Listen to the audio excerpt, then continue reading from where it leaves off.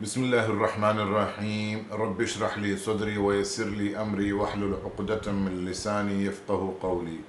السلام علیکم ناظرین، انبیاء کے سلسلے کا اگلا جو حصہ ہے،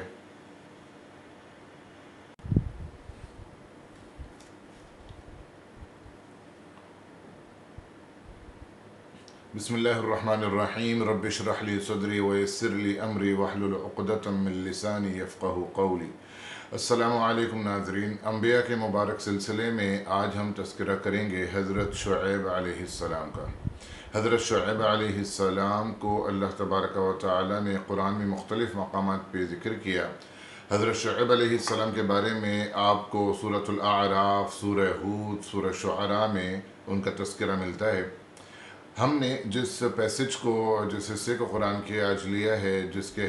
ریفرنس سے ہم حضرت شعیب علیہ السلام کو ڈسکس کریں گے، وہ سورہ ہود کا ایک رکوع ہے۔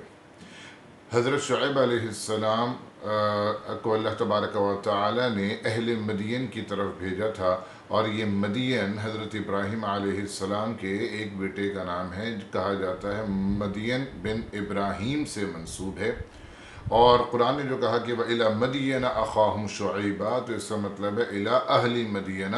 یعنی یہ کہ اہل مدین کی طرف اللہ تبارک و تعالی نے حضرت شعیب کو نبی بنا کے بھیجا تھا۔ یہ حصہ آپ سمجھیں کہ آج کل جو جارڈن ہے اس ویلی میں یہاں پر یہ لوگ آباد تھے۔ اور حضرت شعیب علیہ السلام کی قوم کو اصحاب الایکا بھی بولا ہے۔ اللہ تبارک و تعالی نے سورہ شعراء میں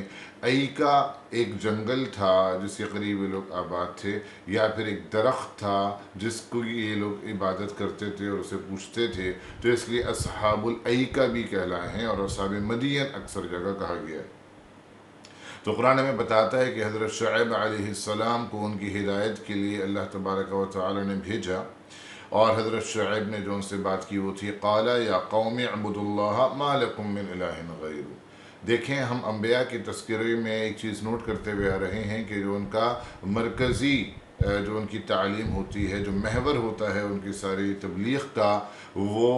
توحید ہوتا ہے۔ تمام انبیاء نے اپنی قوموں کو سب سے پہلے جو دعوت دی ہے وہ توحید کی دعوت دی ہے۔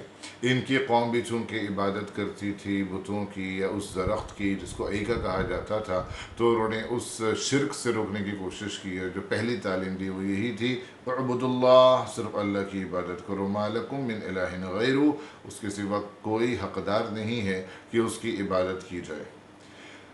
حضرت شعیب علیہ السلام کی تعلیمات میں جو ایک بہت زیادہ آبویس، بہت زیادہ پرومیننٹ ٹیچنگ ہمیں نظر آتی ہے، وہ تھی کہ انہوں نے اپنے قوم کو ناپ تول میں کمی سے روکنے کی کوشش کی۔ جیسے ہم نے حضرت لوط علیہ السلام کے تذکرے میں دیکھا کہ انہوں نے اپنے قوم کو ہومو سیکشولیٹی کے گناہ سے روکنے کی کوشش کی، وہ ان کا مرض تھا۔ اسی طرح حضرت شعیب علیہ السلام کی قوم کے اندر جو بیماری تھی وہ ناپ تول میں کمی کی بیماری تھی۔ لوگوں کو کاروباری معاملات میں وہ ہیرا پھیری کرتے تھے، چیٹنگ کرنے کے بڑے ماہر تھے، دھوکے بازی کے بڑے ماہر تھے۔ نہ صرف یہ کہ وہ یہ کرتے تھے بلکہ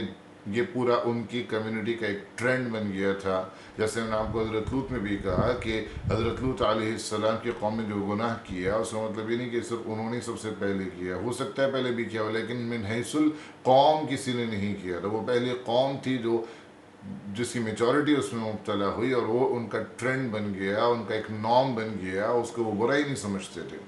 تو بالکل ایگزیکٹلی اسی طرح حضرت شعیب علیہ السلام کی قوم کاروبار میں چیٹنگ کرنے کو برا سمجھتے ہی نہیں تھے، بلکہ وہ اسے ذہانت تصور کرتے تھے کہ جو جتنا زیادہ چالاکی کے ساتھ دوسرے آدمی کو دھوکہ دے کہ اسے پتہ ہی نہ چلے، وہ اتنا ہی بڑا کاروباری، وہ اتنا ہی بڑا ذہین اور عقل مند سمجھا جاتا تھا۔ یہ ان کا ایک ٹرینڈ بن گیا تھا، اور جب اس طریقے سے بیماری سرایت کر جائے پوری کمیونٹی میں، تو ظاہر ہے کہ پھر اس کمیونٹی کو ہلاکت سے کوئی نہیں روک سکتا،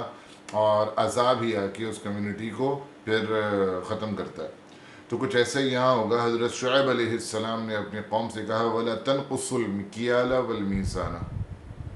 مکیال کیل سے نکلا ہے، جسے ہم کہتے ہیں ماپنا. جیسے کہ ایک تو چیز ہوتی ہے تولنا، وزن رکھا جاتا ہے، ویٹ کرتے ہیں، تولتے ہیں. ایک چیز ہوتی ہے ناپنا، جیسے کپڑے کو ناپا جاتا ہے. اور ایک چیز ہوتی ہے ماپنا، جیسے دودھ والے کے پاس نہیں جاتے ہیں اور آپ کہتے ہیں 1 لیٹر دودھ دے دو، تو وہ ایک ڈونگا سے بنا ہوتا ہے، اس میں نکال کے وہ ماپنا ہوتا ہے. وہ ناپنا ہے، نہ ہی وہ تولنا ہے. تو اپنی جو مکیال ہے، یعنی جس سے تم ماپتے ہو، اس میں ڈنڈی مت مارو، اس میں کمی مت کرو. کہ جیسے تولنے میں کمی کی جاتی ہے کہ ترازو کے نیچے ویٹ لگا دیے، یا جو باٹ ہیں اس کے اندر جو ہے وہ صحیح وزن کے نہیں ہیں. اسی طریقے سے وہ جو آپ نے پیمانہ بنایا ہوا ہے ماپنے کے لیے، اس کے میجرمنٹ صحیح نہیں ہیں، دیکھنے میں صحیح لگ رہا ہے لیکن اس میں ڈنڈی ماری ہوئی ہے کچھ. تو ولا تنقصو، کمی مت کرو اپنے مکیال میں اور اپنے میزان میں، اپنے ناپ تول میں. انی اراکم بخیر، میں تمہیں بہترین مشورے دے رہا ہوں، بھلائی کا مشورہ دے رہا ہوں اور تعلیم دے رہا ہوں. وانی اخاف علیکم عذاب یوم محیط، اور میں شدید خوف میں ہوں اس بات سے کہ کہیں تمہیں عذاب نہ آئے کسی دن محیط، اور ایسا عذاب جو تمہیں گھیر لے.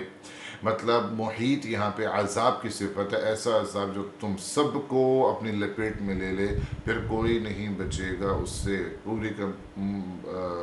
شہر کو ہلاک کر دیا جائے گا. تو اس طریقے سے حضرت شعیب علیہ السلام نے ان کی تعلیم اور تربیت کی، اپنے طور پہ بھرپور کوشش کی اور انہیں روکنے کی کوشش کی.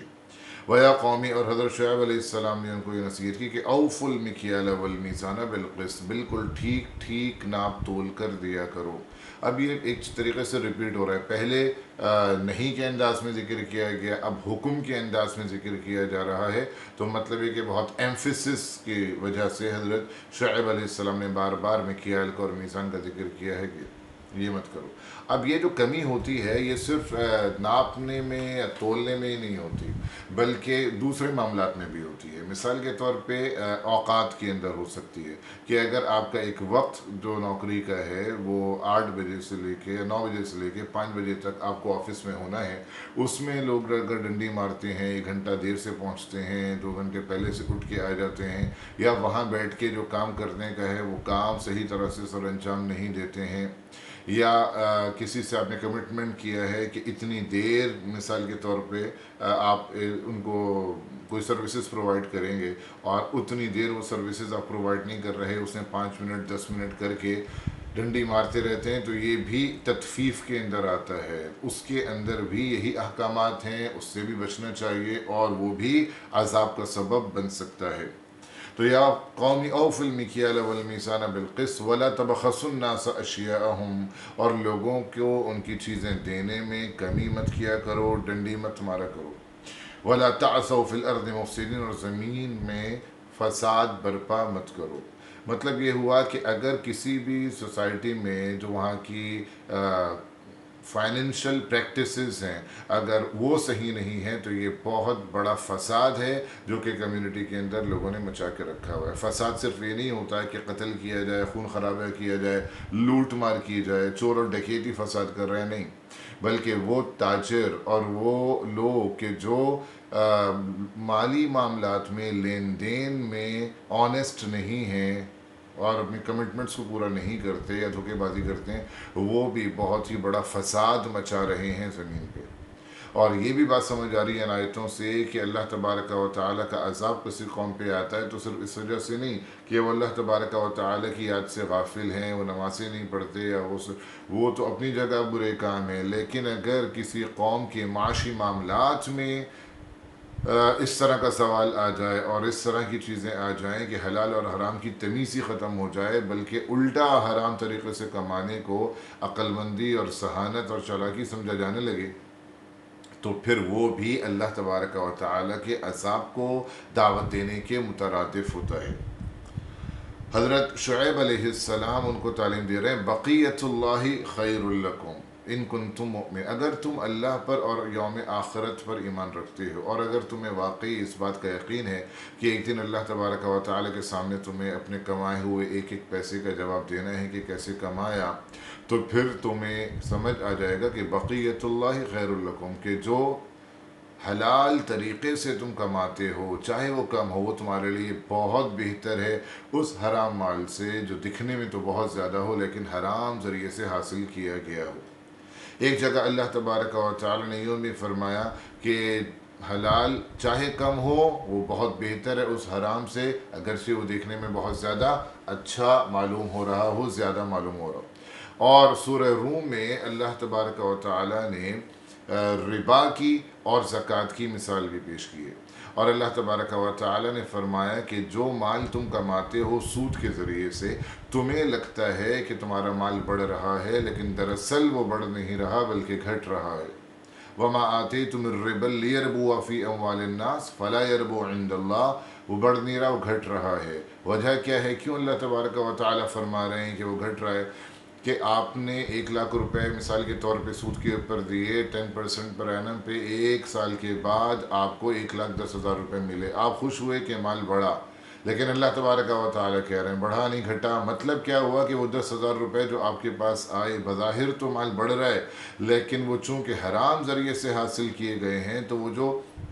مسائل اس کے ساتھ آپ کی زندگی میں آئیں گے، تو وہ 10,000 روپے کچھ بھی نہیں ہیں ان مسائل کو سلجھانے اور سولو کرنے کے لیے۔ دیکھیں، پیسہ ہونا ہی اصل چیز نہیں ہے، پیسہ ہونے کے ساتھ زندگی میں سکون اور راحت اور اطمینان بھی تو ہو۔ کتنے ہی لوگ آپ کو ملیں گے پیسہ تو بہت ہے لیکن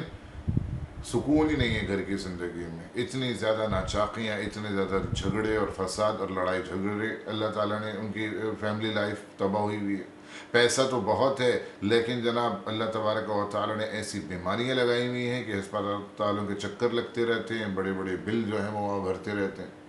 پیسہ بہت ہے لیکن اللہ تبارک و تعالیٰ نے کچھ ایسے معاملات ہوئے ہوئے ہیں کہ کورٹ کچہری اور عدالت کے چکر ہی ختم نہیں ہوتے، وکیلوں کو بڑی بڑی فیسیں بھری جا رہی ہیں اور پریشانیاں الگ ہو رہی ہیں۔ پیسہ بہت ہے، رات کی نیندیں اڑی ہوئی ہیں، پلس لے رہے ہیں، گولیاں کھا رہے ہیں، لیکن سکون کی نیند پھر بھی نہیں آ رہی۔ تو پوائنٹ یہ ہے کہ صرف پیسہ کمانا ہی مقصد نہیں ہے۔ اگر آپ نے پیسہ کما بھی لیا لیکن آپ کی زندگی کا سکون ہی برباد ہو گیا تو پھر اس کا فائدہ کیا ہے؟ یہاں پہ اللہ تبارک و تعالیٰ وہ یہی کہہ رہے ہیں کہ تمہارے پاس پیسہ تو آ جائے گا لیکن تم سمجھ رہے ہو کہ بڑا، وہ بڑا نہیں، وہ گھٹا ہے۔ مثال کے طور پہ ایسی بیماری لگ گئی کہ 10,000 روپے میں بھی اس کا علاج نہیں ہو رہا، وہ آپ کا پیسہ جائے گا، وہ حرام تو جائے گا، اس کے ساتھ اور پیسہ بھی جائے گا، اور بے اطمینانی الگ آپ کی زندگی میں آئے گی۔ اور زکوٰۃ کا معاملہ کیا ہے کہ جب تم زکوٰۃ دیتے ہو، وما آتیتم من زکوٰۃ تریدون وجہ اللہ فاولئک هم المضعفون، دکھنے میں تمہیں لگتا ہے کہ وہ پیسہ کم ہوا لیکن وہ کم نہیں ہوا بلکہ وہ بیسیکلی بڑھا ہے۔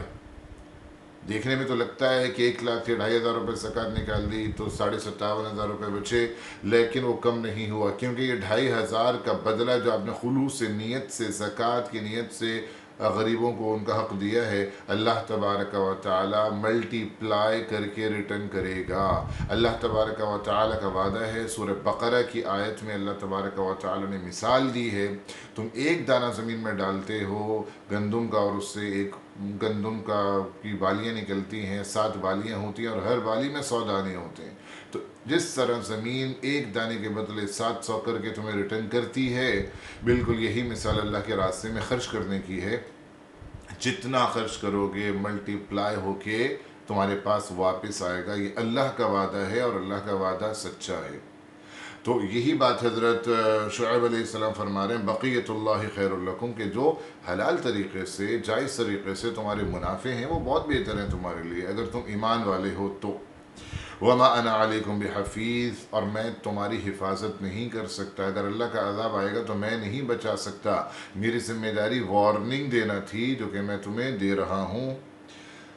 اب یہ ساری باتیں سن کے حضرت شعیب علیہ السلام کا رسپانس کیا تھا کہ اسے کہنے لگے، قالوا یا شعیب اصلاتک تأمرک ان نترک ما یعبد آباؤنا او ان نفعل فی اموالنا ما نشاء، شعیب تمہاری نماز تمہیں یہ حکم دیتی ہے، نماز کا ہے یہاں پہ لیکن مقصد ہے تمہارا دین۔ سم ٹائم ایسا ہوتا ہے کہ ہم کسی بھی چیز کی موسٹ امپورٹنٹ چیز کو ڈسکس کرتے ہیں، مینشن کرتے ہیں، اور مطلب ہوتا ہے وہ پوری چیز۔ تو چونکہ دین کے اندر نماز ایک بہت ہی اہم اس کا جزو ہے، حصہ ہے، اس لیے نماز کہہ کر دین مراد لیا کہ تمہارا دین اور تمہارا مذہب تمہیں یہ سکھا رہا ہے کہ جن چیزوں کو ہم نے اپنے باپ دادا کو ورشپ کرتے پوچھتے دیکھا ہے انہیں چھوڑ دیں۔ تمہارا دین تمہیں یہ سکھا رہا ہے، تمہاری نماز تمہیں یہ سکھا رہی ہے کہ ہم اپنے مال میں جیسے چاہیں تصرف کریں، کہ ہمیں اس کا بھی حق نہیں ہے کہ اپنے مالوں کو جیسے چاہیں کمائیں، جیسے چاہیں خرچ کریں. تو حضرت شعیب علیہ السلام کو مورد الزام ٹھہرا رہے ہیں کہ بعض کہ تمہیں جو ہے نعوذ باللہ تمہاری یہ جو نمازیں ہیں اور یہ جو تمہاری عبادتیں ہیں ان کی وجہ سے تمہیں آنیسٹی کی اور ایمانداری کی جو ہے وہ بدہضمی ہو گئی. یہ کیسی باتیں کرنے لگے؟ ایسا نہیں ہوتا انسان کو کہ لوگ کہتے ہیں بھائی اس کو تو پتہ ہی نہیں ہے دنیا کا کہ کیسے کاروبار ہوتا ہے، کیسے ہوتا ہے، بابلہ ہے، اس کو تو سمجھ ہی نہیں ہے، چھوڑ دو اس کو، اس کی نمازوں نے کچھ زیادہ ہی اثر کر دیا اس کے اوپر. تو اس طرح کی نعوذ باللہ باتیں انبیاء کے خلاف بھی کی گئی ہیں کہ ان کو دیوانہ سمجھتے تھے کہ تمہاری ان چیزوں نے.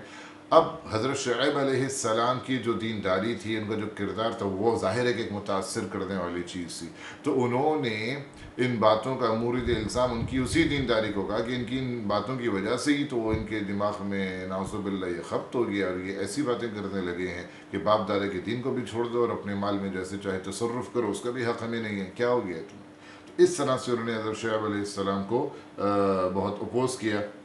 انک لانت الحلیم الرشید، اچھے بھلے آدمی تھے تم، بڑے حلم اور رشد والے تھے، سمجھ رکھنے والے تھے، کیسی باتیں کرنے لگے ہو.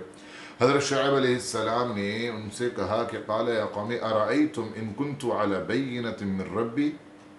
ورزقنی منہ رزقا حسنا. دو چیزوں کا ذکر کر رہے ہیں. یہ پچھلے انبیاء کے اندر بھی ایک جگہ میں ذکر کر چکا ہوں کہ انہوں نے کہا کہ اگر میں بینہ پہ ہوں اپنے رب کی طرف سے، اس بینہ کہا جاتا ہے اس فطرت کو جو اللہ تبارک و تعالیٰ نے ایک انسان کے اندر رکھی ہے، کہ فطری طور پہ اللہ تبارک و تعالیٰ نے اچھے اور برے کی تمیز انسان کے اندر پیدا کی ہے. اور اگر انسان کی وہ فطرت مسک نہ ہو تو وہ اچھے کو ہی اچھا کہے گا، برے کو ہی وہ برا کہے گا. اور انبیاء چونکہ اپنی فطرت پہ ہوتے ہیں، اللہ ان کی فطرت کی حفاظت کرتا ہے اور ماحول کی وجہ سے وہ متاثر نہیں ہوتے. تو اس وجہ سے انہوں نے کہا کہ اگر میں اس سمجھ کے مطابق بات کر رہا ہوں، اس فہم کے مطابق بات کر رہا ہوں جو میرے رب کی طرف سے مجھے عطا ہوئی ہے. وَرَزَقَنِي مِنْهُ رِزْقًا حَسَنًا، اور رزق سے مراد یہاں پر وحی ہے، اور میں اس وحی کی روشنی میں تم سے بات کر رہا ہوں جو اللہ تبارک و تعالی میری طرف بھیجتے ہیں. رزق کا لفظ استعمال ہوا وحی کے لیے کیونکہ وحی بھی رزق ہے روح کے لیے. جس طرح ہمارے جسم کو چلنے کے لیے توانائی چاہیے، وہ ہم فوڈ لیتے ہیں، اس سے ہمیں وہ توانائی ملتی ہے، بالکل اسی طریقے سے ہماری روح کو زندہ رکھنے کے لیے، اسے مزید ترقی دینے کے لیے بھی ہمیں روحانی غذا چاہیے. اور وہ روحانی غذا کیا ہوتی ہے؟ وہ اللہ تبارک و تعالیٰ کا کلام ہوتا ہے، اللہ تبارک و تعالیٰ کی طرف سے دی گئی ہدایت ہوتی ہے. تو اس لیے رزق کا لفظ استعمال کر کے وحی مراد لیا. تو میں جو تم سے بات کر رہا ہوں وہ کسی بھی طریقے سے کوئی خبط دماغ نہیں ہے، بلکہ وہ تو فطرت سلیمہ کا تقاضا ہے. وہ تو اللہ تبارک و تعالی کی طرف سے دی گئی ہدایت کے نتیجے میں تمہیں یہ ساری تعلیم دے رہا ہوں. وما اريد ان اخالفكم الى ما انهاكم عنه. اب چونکہ حضرت شعیب علیہ السلام کا اپنا بھی کوئی سیٹ اپ، کوئی بزنس تھا، کاروبار تھا، تو قوم نے یہ بھی الزام لگا دیا کہ یہ ہمیں تو ان سارے طریقوں سے بزنس کرنے سے روک رہا ہے، اور اس کا ارادہ یہ ہے کہ ہمیں روک دے اور خود اپنا کام جو ہے وہ آگے لے جائے ان طریقوں سے. نعوذ باللہ، یہ بدگمانی بھی حضرت شعیب علیہ السلام سے انہوں نے رکھی کہ یہ دوسروں کو تعلیم دے رہا ہے لیکن خود اس کے اوپر یہ عمل نہیں کرے گا. تو حضرت شعیب علیہ السلام نے کہا وما اريد ان اخالفكم الى ما انهاكم عنه، کہ جس چیز سے میں تمہیں منع کر رہا ہوں میں اس کی مخالفت کیوں کروں گا، میں وہ کام کیوں کروں گا. ان اريد الا الاصلاح، میں تو اصلاح چاہتا ہوں اس قوم کی. مستطاعت، جتنی استطاعت اللہ نے مجھے دی ہے بولنے کی، سمجھانے کی، میں پوری کوشش کر رہا ہوں تم تک اللہ کے پیغام کو پہنچانے کی. وما توفیق الا باللہ، اور میں جو کہتا ہوں، جو کرتا ہوں، وہ اللہ تبارک و تعالی ہی کی طرف سے ہوتا ہے، اس کی ہدایت کی روشنی میں ہوتا ہے. علیہ توکلت و الیہ انیب، میں اسی پہ توکل کرتا ہوں، اسی کی طرف رجوع کرتا ہوں. تو بہت سی باتیں حضرت شعیب علیہ السلام نے ان دو جملوں میں جمع کر دی ہیں کہ ہر شخص کو اس بات کی کوشش کرنا چاہیے کہ جو غلط ٹرینڈز کمیونٹی کے اندر پیدا ہو رہے ہیں ان کو کرنے کی، ان کو روکنے کی ایک اسٹرگل اپنے طور پہ سب کو کرنا چاہیے. حضور اکرم صلی اللہ علیہ وسلم نے فرمایا جو کوئی تم میں سے برائی کو ہوتے ہوئے دیکھے اسے روکنے کی کوشش کرے، اپنے ہاتھ سے، اپنی زبان سے، اپنے دل سے. دوسری بات یہ کہ علیہ توکل تو، اور اس پروسیس میں توکل اللہ تبارک و تعالی کی طرف رکھا جائے کہ اس کے جو بھی کانسیکوینسز ہوں گے اللہ تبارک و تعالی ہی مجھے اس میں مدد کرنے والا ہے۔ وَإِلَيْهِ أُنِيبُ، اور مستقل اللہ کی طرف رجوع کرتے رہنا چاہیے، اپنی ہدایت کے لیے بھی، اپنی ثابت قدمی کے لیے بھی، اپنی زندگی کے اندر آنے والے چیلنجز میں بھی اللہ تبارک و تعالی کی مدد کو طلب کرنے کے لیے اللہ سے رجوع کرتے رہیں۔ یہ ایک مومن کا شعار ہوتا ہے۔ اور حضرت شعیب علیہ السلام نے ان کو پچھلے قوموں کے عذاب بھی یاد دلائے کہ ان کے ساتھ بھی معاملات یہ تھے کہ انبیاء انہیں بھی سمجھاتے تھے، انہیں بھی بات سمجھ نہیں آتی تھی، اور بالآخر ہلاک ہوئے۔ تو کچھ تو سبق حاصل کرو۔ وَيَا قَوْمِ لَا يَجْرِمَنَّكُمْ شِقَاقِي، کہ میرے ساتھ جو ضد ہے کہیں اس طرف نہ لے جائے تمہیں، أَن يُصِيبَكُمْ مِثْلُ مَا أَصَابَ قَوْمَ نُوحٍ وَقَوْمَ هُودٍ وَقَوْمَ صَالِحٍ، کہ جیسے کہ عذاب آئے ہیں پچھلے قوموں پہ، نوح کی قوم پہ، عاد کی قوم پہ، اور پھر صالح علیہ السلام کی قوم پہ۔ وما قوم لوط منکم ببعید، اور لوط علیہ السلام کی قوم تو تم سے زیادہ دور نہیں، نہ زمانے کے لحاظ سے وہ دور تھے ان سے، کیونکہ تھوڑا ہی عرصہ گزرا ہے۔ حضرت ابراہیم کا زمانہ، لوط کا زمانہ اور شعیب علیہ السلام کے زمانے میں کوئی زیادہ گیپ نہیں ہے، اور جگہ کے لحاظ سے بھی وہ زیادہ دور نہیں ہے۔ میں نے کہا یہ بھی جارڈن میں تھے، اور وہ بھی ڈیڈ سی کے کنارے پہ صدوم بستی آباد تھی کہ جس کو عذاب میں ہلاک کیا گیا تھا، تو وہ تمہارے قریب ہی ہیں، تو عبرت حاصل کرو ان سے۔ وَاسْتَغْفِرُوا رَبَّكُمْ ثُمَّ تُوبُوا إِلَيْهِ، یہ ایک اور بات جو کہ ہمیں کامن نظر آتی ہے سارے انبیاء کی تعلیم میں، استغفار اور توبہ کی تعلیم سارے انبیاء نے دی ہے۔ غلطیاں ہو گئیں، استغفار کر لو، اللہ غفور الرحیم ہے۔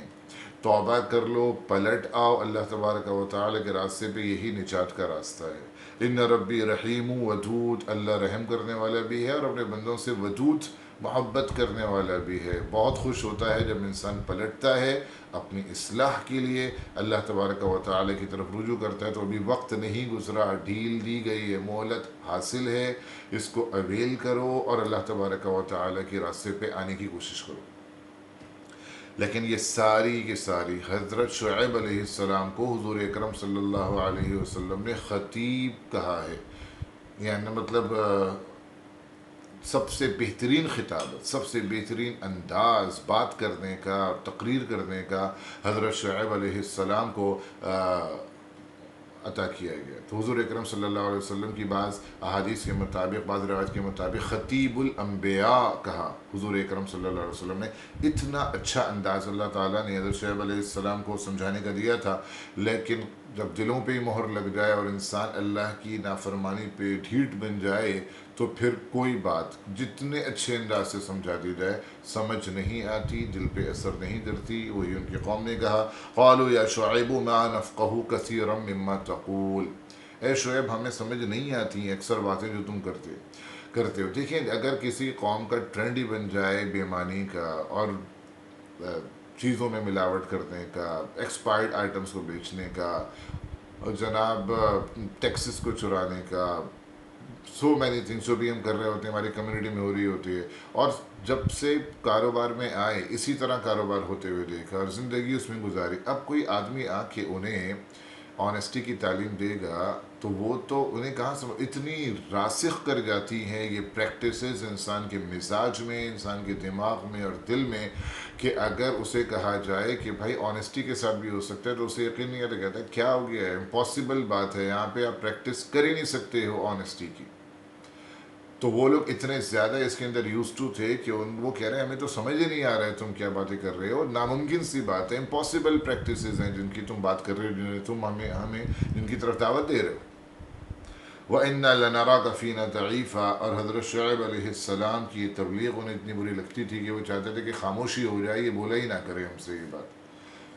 جب اللہ تبارک و تعالیٰ کی طرف سے یہ فیصلہ ہو جائے کہ ہدایت نہیں ملے گی تو جو ہدایت دینے والے پھر کھلنے لگتے ہیں، برے لگنے لگتے ہیں کہ ہمیں تنگ کرنے آ جاتا ہے ہمیشہ اپنی تقریریں لے کے، تو وہ کہہ رہے کہ اگر ہمیں موقع ملتا تو ہم تو تمہیں رجم کر دیں، ہلاک کر دیں، کیونکہ تم ضعیف ہو، ہمارا مقابلہ نہیں کر سکتے، لیکن یہ جو تمہارا خاندان ہے نا یہ مسئلہ بنا ہوا ہے بیچ میں۔ ظاہر ہے کہ آپ کو پتہ ہے ٹرائبل سسٹم کے اندر ایک ٹرائبل سپورٹ ہوتی ہے کہ اگر وہ شعیب علیہ السلام کے اوپر حملہ کرتے ہیں، انہیں ہلاک کرتے ہیں، تو ان کا پورا قبیلہ ظاہر کے دفاع کے لیے کھڑا ہو جائے گا، ان کا بدلہ لے گا۔ قبائلی نظام کے اندر یہ ہوتا ہے، چاہے وہ ان پہ ایمان لاتے ہیں نہیں لاتے ہیں، ان کو صحیح مانتے نہیں مانتے، لیکن خاندانی تعلق، خون کا ایک رشتہ تھا کہ جس کا حق ادا کرنا وہ ضروری سمجھتے تھے کہ ہمارے قبیلے کے آدمی کو تم نے کیسے نقصان پہنچایا۔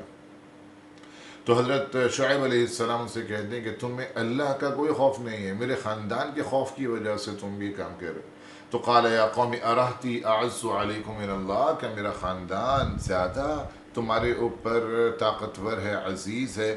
من اللہ، اللہ تبارک و تعالی کے مقابلے میں۔